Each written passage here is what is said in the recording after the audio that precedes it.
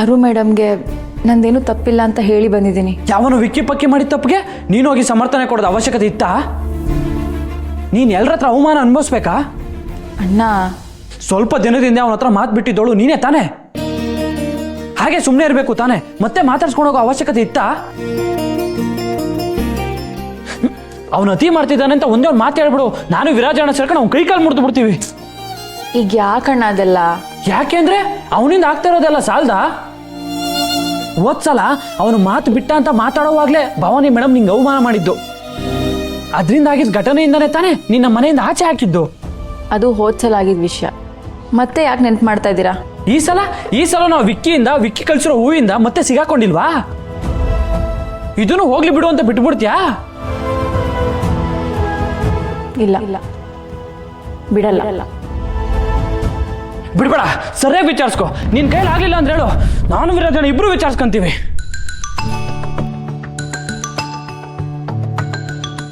ನೋಡು ಅವಾಗ ಹೂವು ಕಳ್ಸಿದ್ದು ಎಡ್ವರ್ಟ್ ಮಾಡಿದ್ದಲ್ದೆ ಇವಾಗ ಹೂವು ಹೇಗಿದೆ ಅಂತ ಕೇಳಕ್ ಫೋನ್ ಮಾಡ್ತಾವನೆ. ಪಕ್ಕ ಕಂತ್ರಿ ನನ್ನ ಮಗ. ಹಲೋ ವಿಕ್ಕಿ, ನಾನು ನಿಮ್ಮ ಫೋನ್ಗೆ ಕಾಯ್ತಿದ್ದೆ. ನಾನು ಗಿಫ್ಟ್ ಕೊಡು. ನಾನೀಗ ಕೆಲಸದಲ್ಲಿದ್ದೀನಿ, ಈಗ ಮಾತಾಡೋಕ್ಕಾಗಲ್ಲ. ಸಂಜೆ ಸಿಗೋಣ, ಅಲ್ಲೇ ಮಾತಾಡ್ತೀನಿ. ಅಲ್ಲ, ಅದು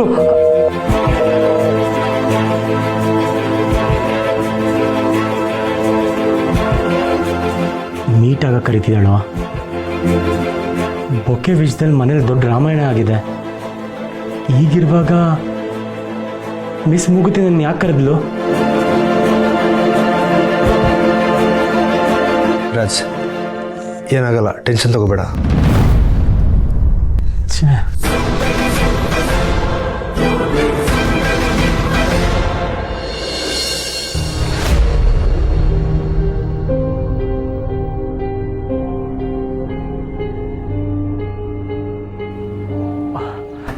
ಸಾರಿ ಮಲ್ಲಿ, ನಿನ್ನ ಮಾತಿನ ನನ್ನ ಅಜ್ಜಿ ಸಂಬಂಧ ಸರಿಯಾಯಿತು. ಆ ಖುಷಿ ಏನು ಮಾಡಬೇಕು ಅಂತ ಗೊತ್ತಾಗಲಿಲ್ಲ, ಅದಕ್ಕೆ ಬೊಕ್ಕೆ ಕಳಿಸ್ಬಿಟ್ಟೆ. ನೀವು ಕೆಲಸ ಮಾಡ್ತಿರೋ ಮನೇಲಿ ಬೊಕ್ಕೆ ಕಳಿಸ್ತೀರಿ ಏನೋ ಸಮಸ್ಯೆ ಆಗುತ್ತೆ ಅಂತ ನಾನು ಯೋಚನೆನೂ ಮಾಡಲಿಲ್ಲ.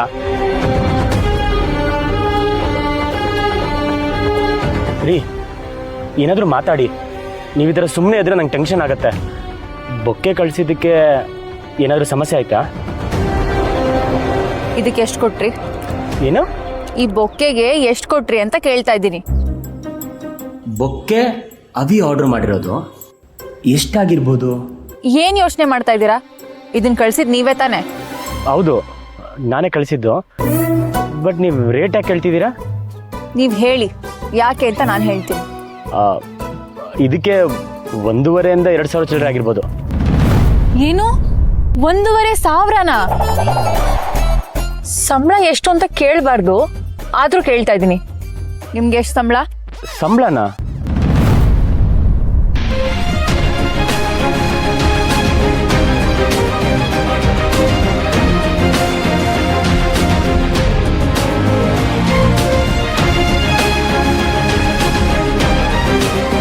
ಸಂಬಳ 15,000ನಾ? ಕೋಟಿ? ಏನು ಕೋಟಿ ಇರತ್ತಾ? 15,000 ಅಷ್ಟೇ. ಅದರಲ್ಲಿ 10% ಅಂದ್ರೆ 1,500,000 ಕೊಟ್ಟು ಈ ಬೊಕ್ಕೆ ಕಳ್ಸಿದಿರಲ್ಲ, ದುಡ್ಡಿನ ಬೆಲೆ ಗೊತ್ತಾ ನಿಮ್ಗೆ? ಹೂ ಅಂದರೆ ಹುಡುಗಿರ್ಗೆ ಇಷ್ಟ ಅಲ್ವಾ? ನಿಮ್ಗೆ ಇಷ್ಟ ಆಗ್ಬೋದಂತ. ಒಂದು ಕ್ಷಣದ ಖುಷಿಗೆ ಬಾಡೋ ಹೂಗಳ ಮೇಲೆ 1,000 ರೂಪಾಯಿ ದುಡ್ಡು ಹಾಕ್ಬೇಕಾ? ದುಂದು ವೆಚ್ಚ ಅಂದ್ರೆ ಇದೆ. ತಿಂಗಳ ಬಜೆಟ್ ಎಷ್ಟು ನಿಮ್ದು?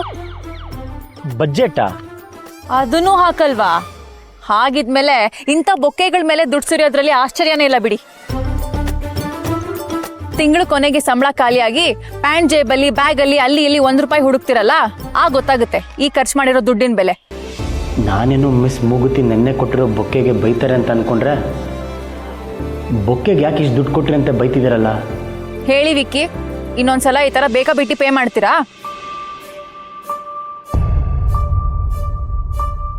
ಹೇ, ಇವತ್ತಿನ ಟ್ರೀಟ್ ನನ್ನ ಕಡೆಯಿಂದ. ನೀವು ಯಾರು ಪೇ ಮಾಡೋಗಿಲ್ಲ, ಈಗಲೇ ಹೇಳಿದೀನಿ. 1 ಬಟರ್ ಸ್ಕಾಚ್, 1 ಮ್ಯಾಂಗೋ, 1 ಸ್ಟ್ರಾಬೆರಿ. ಈ ಸರ್ವ್ ಮಾಡೋದು ದತ್ತು ತರ ಇಲ್ವಾ? ದತ್ತು ತರ ಅಲ್ಲ, ದತ್ತುನೇ. ರಿಚ್ ಕೋತಿಗೆ ಕೊಬ್ಬು ಸರಿಯಾಗೇ ಇದೆ ಅಂತ ಗೊತ್ತಿತ್ತು, ಆದ್ರೆ ಕಣ್ಣು ಸರಿಯಾಗಿ ಕಾಣಲ್ಲ ಅಂತ ಗೊತ್ತಿರ್ಲಿಲ್ಲ. ನಾಳೆ ಕಾಂಪಿಟೇಷನ್ ಆಗ್ಲಿ, ಯಾರಿಗೆ ಕೊಬ್ಬಿದೆ, ಯಾರ ಕೊಬ್ಬು ಇಳಿಯುತ್ತೆ ಅಂತ ಗೊತ್ತಾಗತ್ತೆ. ಯಾಕೆ ಸೋಲಕ್ ಅಷ್ಟೊಂದು ಎಕ್ಸೈಟ್ಮೆಂಟಾ? ನಿನ್ನ ಎಕ್ಸೈಟ್ಮೆಂಟ್ ಅಂತೂ ಕಾಣಿಸ್ತಿದೆ. ನಾನ್ ಹಾಕಿರೋ ಚಾಲೆಂಜ್ಗೆ ನಿನ್ ರಾತ್ರಿ ಇಡೀ ಡ್ಯಾನ್ಸ್ ಮಾಡಿ ಕಾಲ್ ಗಡಗಡ ಅಂತಿದೆ. ನನಗೆ ಅರ್ಥ ಆಗ್ತಿದೆ ಡಬ್ಬಮೂತಿ, ಯಾಕೆ ಸುಮ್ನೆ ಬಿಲ್ಡಪ್ ಕೊಡಕ್ ಬರ್ತೀಯಾ? ಓ, ನಾನು ಎಷ್ಟು ಕುಣಿತೀನೋ ಏನೋ ಅಂತ ಭಯ ಆಗ್ತಿದೆ ರಿಚ್ಕೋತಿ. ನಿನಗೆ ನೆಟ್ಟಗ್ ನಡಿಯಕ್ಕೆ ಬರಲ್ಲ, ಇನ್ ಡ್ಯಾನ್ಸ್ ಮಾಡಕ್ ಬರುತ್ತೆ ಅಂತ ನಾನ್ ಭಯ ಪಡ್ಬೇಕಾ? ಏನು ಇಲ್ಲಿ ಜಗಳ ಮಾಡ್ಬೇಕು ಅಂತಾನೆ ಬಂದಿದ್ಯಾ? ಈ ದತ್ತು ಯಾರ ಜೊತೆ ಜಗಳಾಡ್ತಾ ಇದ್ದಾನೆ? ಕಾಲ್ ಕೆರ್ಕೊಂಡು ಜಗಳಕ್ ಬರೋದು ನೀನು, ನನ್ನ ನೆನಕ್ ಜಗಳ ಗಂಟೆ ಅಂತಿದ್ಯಾ? ಅಯ್ಯೋ ದೇವ್ರೆ, ರಿಯಾನಾ ಇವ್ರ ಜಗಳ ಮುಗ್ದಾಗೆ. ಹೌದೌದು, ನನಗೆ ಮಾಡಕ್ ಬೇರೆ ಕೆಲಸ ಇಲ್ಲ ನೋಡು. ನಿನ್ ಟೇಬಲ್ನ ಉಡ್ಕೊಂಡು ಬಂದು ಜಗಳ ಆಡ್ತಿದ್ದೀನಿ. ಇದ್ರೂ ಇರ್ಬೋದು, ಯಾರಿಗ್ ಗೊತ್ತು. ಏನ್ ನಿನಗ್ ನೀನ್ ಮಿಸ್ ಇಂಡಿಯಾ ಅನ್ಕೊಂಡಿದ್ಯಾ? ನೀನ್ ಜಸ್ಟ್ ಕೋತಿ ಕಣೆ, ನಿಮ್ ಮನೆಯವ್ರು ರಿಚ್ ಅಷ್ಟೇ. ನೀನೇನ್ ಮಿಸ್ಟರ್ ಇಂಡಿಯಾನಾ? ನನಗಿಷ್ಟೆಲ್ಲ ಹೇಳೋಕ್ಕೂ ಮುಂಚೆ ನಿನ್ ಮೂತಿ ನೋಡ್ಕೋ. ಡಬ್ಬ ಮೂತಿ ನಿಂದು. ನಾನೇನ್ ಅನ್ಕೋತೀನಿ ಅಂತ ನಿನಗೆ ರಿಪೋರ್ಟ್ ಮಾಡ್ಬೇಕಾ? ಓ ದತ್ತು, ಯಾಕೋ ಕಿತ್ತಾಡ್ತಾ ಇದ್ಯಾ? ಸುಮ್ನಿರು, ಅದು ನವಳುಗಳು ಮನು. ಕಾಲೇಜಲ್ಲಿ ಕಾಲ್ ಕೆರ್ಕೊಂಡು ಜಗಳಕ್ಕೆ ಬಂದಿದ್ದು ಸಾಲ್ದು ಅಂತ ಇವಾಗ ಇಲ್ಲೂ ಬಂದು ಕಾಟ ಕೊಡ್ತಿದ್ದಾಳೆ. ಯಾಕೆ ತಡೀತೀಯ ಬಿಡು ಮನು, ಪಾಪ ನಾಳೆ ಗೆಲ್ಲಕ್ಕಾಗಲ್ಲ ಅನ್ನೋ ಫ್ರಸ್ಟ್ರೇಷನ್ಗೆ ಏನೇನೋ ಮಾತಾಡ್ತಿದ್ದಾನೆ. ಗೆಲ್ಲಕ್ಕಾಗ್ದೇ ಇರೋದು ನನಗಲ್ಲ, ನಿನಗೆ. ಇಬ್ರು ಸ್ವಲ್ಪ ಸುಮ್ಮನೆ ಇರ್ತೀರಾ? ದತ್ತು ಬಾ ನೀನು. ಬಿಡು ಮನು, ಇವತ್ತು ಬಾಯಿಗೆ ಪ್ಲಾಸ್ಟರ್ ಹಾಕ್ತೀನಿ. ನಿನ್ ಬಾಯಿಗೆ ಗಮ್ ಹಾಕ್ತೀನಿ. ಪ್ಲೀಸ್ ಬಾರೋ, ಮ್ಯಾನೇಜರ್ ನೋಡ್ತಾರೆ. ಹೋಗು, ನಾಳೆ ಕುಣಿಯಕ್ಕೂ ಶಕ್ತಿ ಬೇಕಲ್ಲ. ಏನ್ ಜಲಸ?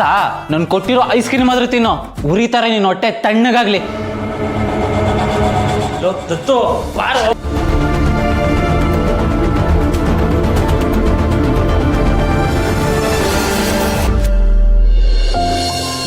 ನಿಂಗೆ ಈ ತರ ದುಡ್ಡು ಖರ್ಚು ಮಾಡ್ತಾರೆ ನೋಡ್ತಾ ಇದ್ರೆ ನನ್ ಹೊಟ್ಟೆ ಉರಿತಾ ಇದೆ. ಅದು ಗೊತ್ತಾಗ್ದೆ. ಏನ್ರಿ ಗೊತ್ತಾಗಲ್ಲ? ಪರ್ಸಿಂದ 1000 ರೂಪಾಯಿ ಹೋಗುವಾಗ್ಲೂ ನಾನು ಇಷ್ಟು ಖರ್ಚು ಮಾಡ್ತಾ ಇದೀನಿ ಅಂತ ಗೊತ್ತಾಗ್ಲಿಲ್ವಾ? ಯಾಕೆ ಬೇಕು ಈ ತರ ಶ್ರೀಮಂತರ ಶೋಕಿ ನಿಮ್ಗೆ? ಬೊಕ್ಕೆ ಕೊಡೋದು ಶ್ರೀಮಂತರ ಶೋಕಿನ? ಯಾಕೆ ಮಿಡಲ್ ಕ್ಲಾಸ್ ಜನ ಕೊಡಲ್ವಾ? ದುಡ್ಡಿನ ಬೆಲೆ ಗೊತ್ತಿರೋರಂತೂ ಖಂಡಿತ ಕೊಡಲ್ಲ. ನೀವು ಇನ್ನೊಂದ್ಸಲ ಈ ತರ ಏನಾದ್ರು ಕೊಟ್ರೆ ಇದಕ್ಕಿಂತ ದೊಡ್ಡ ಲೆಕ್ಚರ್ ಕೊಡ್ತೀನಿ. ಕೇಳ್ತಾ ಇದ್ರೆ ಕಿವಿಯಲ್ಲಿ ರಕ್ತ ಬರ್ಬೇಕು. ಸರಿ ಗೊತ್ತಾಯ್ತು. ಇನ್ಮೇಲಿಂದ ದುಡ್ಡನ್ನ ಹುಷಾರಾಗಿ ಖರ್ಚು ಮಾಡ್ತೀನಿ. ಹಾಗೆ ಬನ್ನಿ ದಾರಿಗೆ. ಅಷ್ಟೇನಾ? ಇನ್ನೇನು ಹೇಳ್ಬೇಕಿತ್ತು? ನಾನು ಕಳಿಸಿರೋ ಬೊಕ್ಕೆಯಿಂದ ನೀವು ಕೆಲಸ ಮಾಡೋ ಜಾಗದಲ್ಲಿ ತೊಂದರೆ ಆಯ್ತೇನೋ ಅಂತ ಎದುರಿದ್ದೆ, ಬೈತೀರೇನೋ ಅಂತ ಅನ್ಕೊಂಡಿದ್ದೆ. ಆದರೆ ನೀವು ಅದ್ರ ಬಗ್ಗೆ ಮಾತಾಡ್ತಾನೆ ಇಲ್ಲ. ನೀವು ಯಾಕೆ ಕಳ್ಸಿದ್ದೀರಾ, ಅದ್ರ ಉದ್ದೇಶ ಏನು ಅಂತ ನನಗೆ ಗೊತ್ತು, ಅದಕ್ಕೆ ಬೈತಿಲ್ಲ. ಬೆಳಗ್ಗೆ ನಾನು ಕೊಟ್ಟಿದ್ದ ಉಪದೇಶಕ್ಕೆ ಇದು ಗುರುದಕ್ಷಿಣೆ ಅಂತ ಇಟ್ಕೋತೀನಿ.